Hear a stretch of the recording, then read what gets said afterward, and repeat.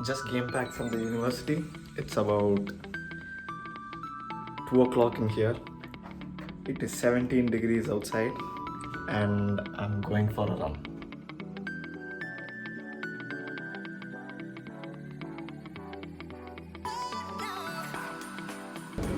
Yesterday also it was this sunny outside. We don't get a lot of sunny days out in here during the summer. It rains a lot. But yesterday also there was a really good day, so we went out and we walked around 18,000 steps, me and my friends. And my back is sore, my foot is sore, everything, but can't miss a sunny day and can't miss Sunday. So I'm going out. And there has been a lot of comments on my YouTube videos to answer a lot of questions about my university and the courses in here. So this video is going to be a Q&A session from all your comments that I collected on YouTube today. So yeah, let's get started.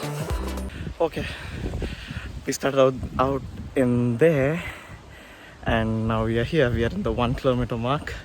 Let's answer some questions. Okay, let's start with the most asked question, even if it is not even relevant to the entire university theme of this Q&A. Where were you since, and can you please answer my DMs? Those were the two questions that I got on my YouTube comments because I haven't been that much inside social media all this time. It's been a year or since I posted or even like looked into the app. My phones and my iPads don't have Instagram on them. Instagram in them. So where was I? I was still in campus. Now I'm in the 5th year. I'm going to complete my 5th year, so it's just 1 year more. It's just 10 months more actually. I'm nearing the end of my 5th year. I'm giving my exams in a week or so. I think I spent a lot of time in here sitting. It's just been 1 kilometer, so I'm going to run more and I'll answer some of your questions in the next stop.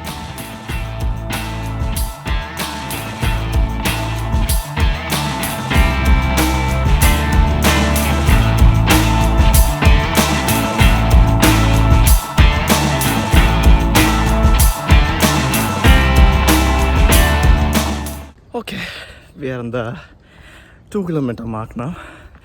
I'm going inside the forest. The university's embankment ends in there. The second most asked question in my DMs is whether the university and especially the medical faculty is in English for the entirety of 6 years. Let's sit down here. So technically it is 6 years of English medical course, but the point is we have to study Russian language for 5 years at least in my college it's 5 years. Some colleges it's 3 years or 4 years. My college you have to study Russian language for 5 years because you need to talk to the patients in Russian. So you have to learn Russian language compulsory, because otherwise you might not be able to go inside hospitals and practice on your own. So that's there. So technically it's 6 years in English. You would come out with a degree that says that you studied all 6 years in English. That's the seal. The next question which I get really often, and this is, I think it is an much more of an Indian question compared to people from other countries asking. So this is regarding the mess and canteen facilities in here. They even ask me if there is any kind of Indian cafeterias that are available in here. There are Indian hotels available in the city, Indian restaurants, which I haven't been in a really long time, and that's there. But the university as in doesn't offer any kind of cafeteria or canteen facilities for Indian students. There are cafeterias available in and around the university. They offer Russian foods and sometimes from other countries. You get used to it if you're a non-vegetarian and you can accommodate with such foods. I got accommodated pretty quickly.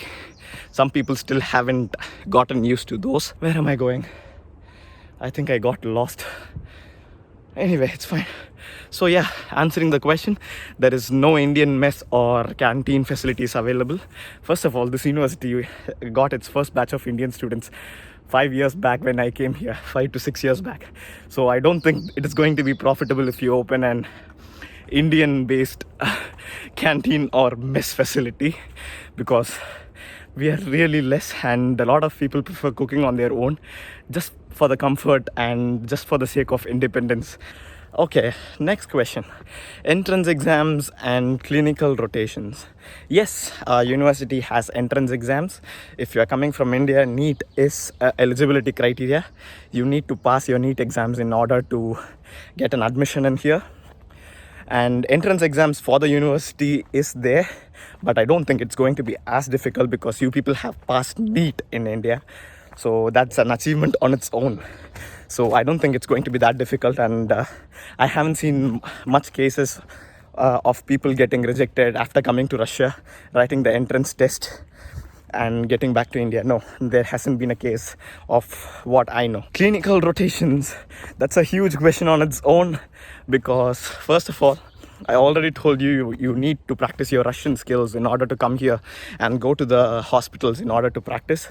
Secondly, if you have Russian skills to speak Russian language, it's more opportunity for you because your professors will be much more interested in taking you than your friends who have relatively low Russian skills comparatively. But our university now, because of the corona situation that's going in and around, medical students aren't allowed to go to hospitals as it was before. But like other universities, our university is also planning on doing clinical rotations in and around the hospital that we have nearby. Before, it used to be in the city. Also, we have clinical rotations along with every single subject, like specialty subjects like obstetrics and gynecology. Our professors take us to the hospitals to share patient histories, and we examine patients sometimes. Even for surgery, we have clinical rotations. To be honest, not that much compared to other universities, but yeah, it is improving. The situation is really improving. And what will add on to that is your skill in Russian. The next question is regarding ECFMG accreditation for UK, US, Canada, and other countries. Are you eligible to apply for that after completing university? Yes. As of the last year and the before year, first batch of Russian students from our university got graduated. So our university got recognized by all these organizations. I'll leave a link to the WHO directory of medical schools down below. You can go and check that out. It has all the information regarding all these accreditations.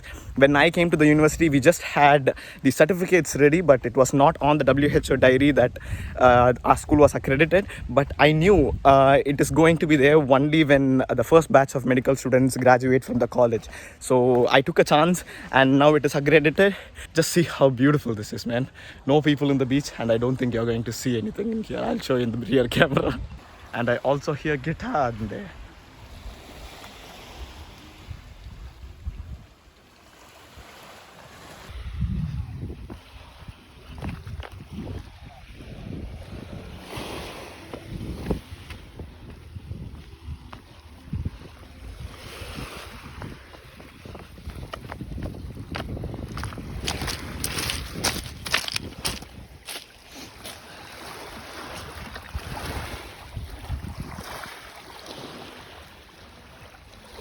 Okay, I'm going to answer some of the shorter questions now about the university fee structure and the cost of living in here. Number one, about the fee structure, I pay around 2.5 lakhs Indian rupees, or I'll leave the conversion amounts below. It's about 230,000, 230,000 rubles. The cost of living in here is, when you account for the room cost, it will be around 4,000 rubles. I'll leave a link to my dormitory video. It will tell you all about the dormitories. So excluding that, 10,000 rubles will be enough to spend for one person in 1 month, which includes all the transportation, everything. 10,000 rubles would be adequate for one. It depends entirely up to you how much you are going to spend, whether you use public transport, whether you want to go in taxi and come back in taxi, how many times you want to go to the city, how many times you want to spend on Burger King, KFC and McDonald's. That's there. Regarding Indian groceries, there is a video which is coming out really soon. I'm going to the grocery store tomorrow or the day after, and I'm going to pick up some groceries, and I'm also going to be recording in there. So expect a video on that soon.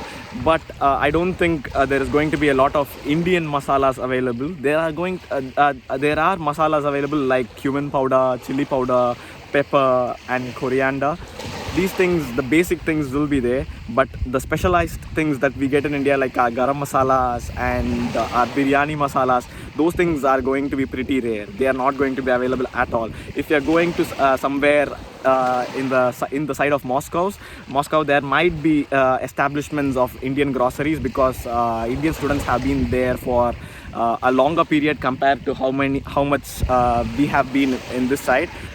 Next one is regarding dormitories. Do we have allotments for a single room? Yes, if you're married and if you're studying for your PGs, for your medical graduate, and for people who are not married, you're not going to be getting a single room anytime soon. By chance you might, but the cost of living is around 7,000 rubles, which is double the amount of what you pay for a double room. So I think you're pretty good with double rooms if you get allotted in there. And single sharing rooms are pretty rare. If you go to the city dormitories, yeah, you can get single rooms out in there, but those rooms are pretty bad. Not bad according to the standards of Russia, but bad when you compare to the hostels in our university, inside our campus. Okay, another question regarding part-time jobs in here. My friends have worked part-time jobs in here, but I don't have any experience going to work part-time. I have only worked in hospitals in and around in here, not much of a part-time job myself. But my friends have gone and worked in here. Some jobs might require work visas for you, which are not granted to most of the students who have come here with student visas. So that's there. But working in coffee shops and stuff like that is fine. But when you're studying in the university and you stay in the campus, you need to travel a lot to even get to the university. And managing that according to your study schedule is pretty much going to be cumbersome. And if you do that, good for you, man. Tell me, how do you manage your time? Okay, another basic thing which would be confusing for anyone who is not from here is Vladivostok State Medical University and Far Eastern Federal University. Both are in the same city, but they are not the same college. As you even see from the name, Vladivostok State Medical University is of the state. Federal universities are controlled and managed by the federal government. So it is different from the Vladivostok State University. So don't confuse between them. I have a video on Vladivostok State Medical University. So it might be confusing to think that I study in there as well as here, and it might give you a point that both are the same, but they aren't. They are different universities and they have different faculties. Another thing which made me laugh from one of the comment section is that do we have different hostels for boys and girls? Nope, we don't. We need to stay in different rooms unless we are married. But no, we are in the same dormitories. We live next to each other. It is pretty helpful when you consider the fact that we are going to be here 6 years without far away from our family and friends whom we have been used to all this time. So catching friends in and around in here helps you spend time whenever you are sad, whenever you are bored. It helps you get on with the time and make good memories. So that's there. And another question regarding dormitories which I get is that are we allowed to leave our dormitories at night? We don't have restrictions in our dormitories on when we come inside and when we go out. The restrictions are only for our guests. As I had already mentioned in my dormitory video, that guests are allowed from morning 8 o'clock to 11 o'clock at night. After that they can't stay, but you can enter your dormitories and exit your dormitories as you want. There is no restrictions regarding that too.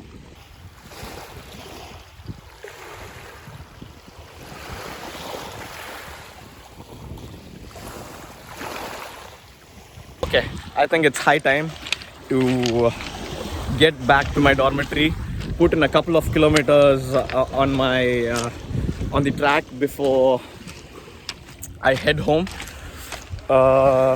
I think those were all the most frequently asked questions. If you have some more, leave it in the comment section. In the next following videos, I would try to answer them if they are of real importance, about the fees and stuff like that, fees, visas, and if I might be able to help you with any of the university procedures. I can't. I'm a student in here. I don't work for any organizations, and I have a pretty busy schedule on my own. These videos I put it out because a lot of people who come here and meet me after joining the university tell me that it's really useful. So I just put these video out for my own satisfaction and to help people. So leave down your questions in the comment section. I'll try to answer them in the following videos. And as I said, the grocery video is on due. I have been planning that for a really long time. The social media, being away from social media and stuff like that has left me in a place where I couldn't pick up my phone to record myself and put out a video in there. So yeah, peace out. Stay safe, stay healthy, mask up. I'm recording this video and that's why my mask is inside my pocket. Otherwise, please mask up, stay safe, and we will all come out of this pandemic pretty soon. I wish so, because I really want to go outside and visit other countries, man. I don't want to stay inside here. It's been too long since I moved out. So peace out, see you later, bye bye.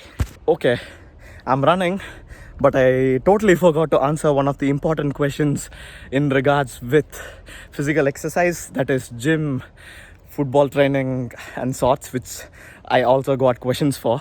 There are gym facilities inside here.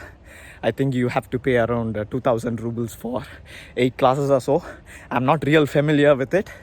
I will post in the YouTube statuses, so stay subscribed. If I get an opportunity, I would post the picture of how much things cost for swimming, training in the gym, etc. Football training, all it is according to you.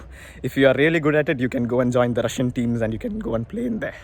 So that's that.